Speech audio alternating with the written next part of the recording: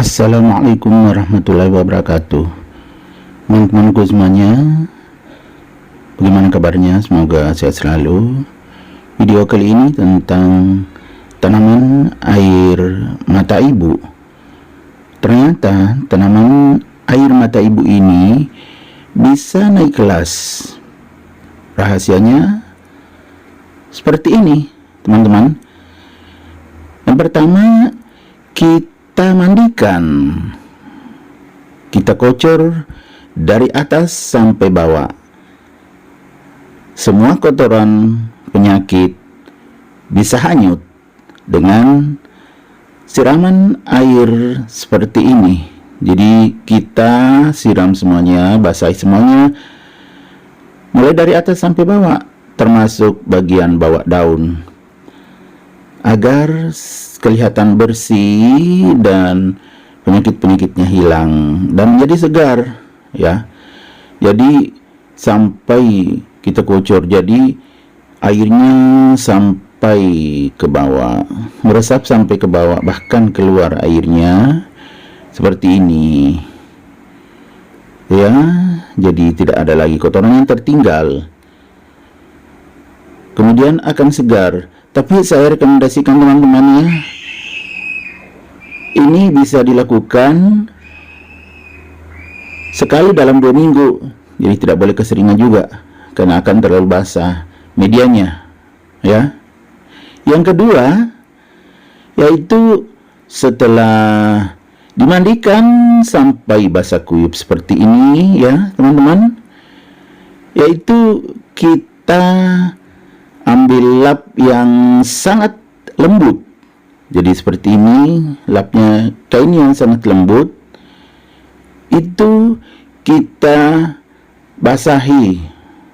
Jadi kita basahi sampai meresap airnya, sampai menetes, ya seperti ini, ya. Tuh, kalau sudah basah semuanya, kita pakai melap kotoran-kotoran yang masih menempel, ya teman-teman, ya. Jadi kita lapkan sehingga kotoran-kotorannya hilang semuanya, tidak ada yang menempel. Mulai dari bagian atasnya kita lap, tuh kotoran-kotorannya akan lepas semuanya. Bawahnya juga, bagian bawahnya juga kita lap, jadi betul-betul bersih. Tapi jangan pakai sabun, ya teman-teman. Kalau pakai sabun, itu bagian luar atau lapisan luar daun bisa rusak, dikhawatirkan rusak. Jadi lebih aman kalau tidak pakai sabun. Ada juga orang yang pakai sabun, tapi kalau saya tidak, karena lapisan luar itu bisa rusak. Cukup air aja, itu pun pelan-pelan. Nah, kain halus dengan dilap pelan-pelan.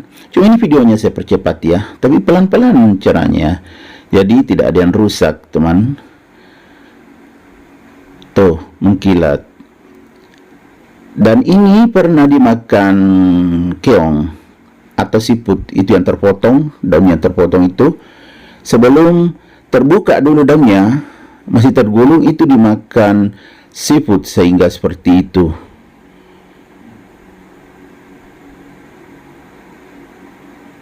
Tuh, daunnya kan ada yang kecil juga. Yang kecil ini karena akan mengeluarkan bunga.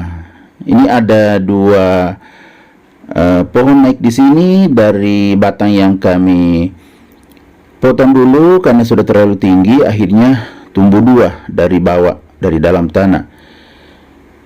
Dan setelah kering tadi, ya, tidak ada lagi air menetes, kita lap lagi dengan tisu yang kering. Ini tisu keringnya, teman.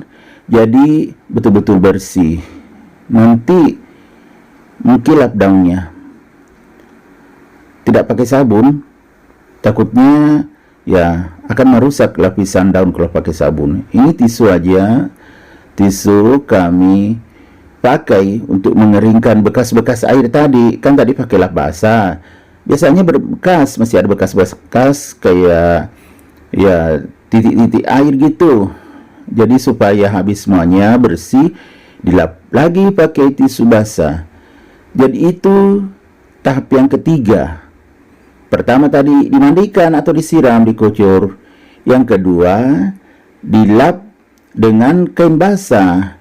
Yang ketiga dikeringkan dengan tisu kering, tisu meja makan ya teman, bukan tisu toilet.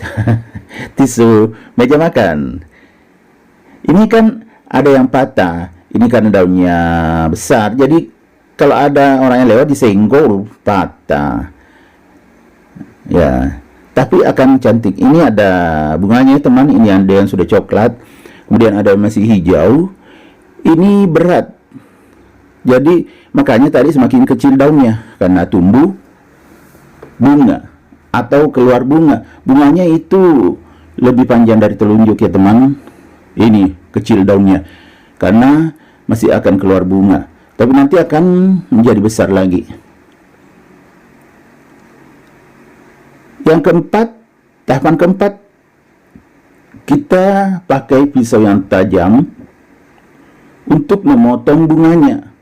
Jadi nutrisi tidak ke situ, terutama ini yang sudah coklat atau yang sudah kecoklat-coklatan kita potong. Ini masih ada dua yang panjang juga kita potong, sudah berat.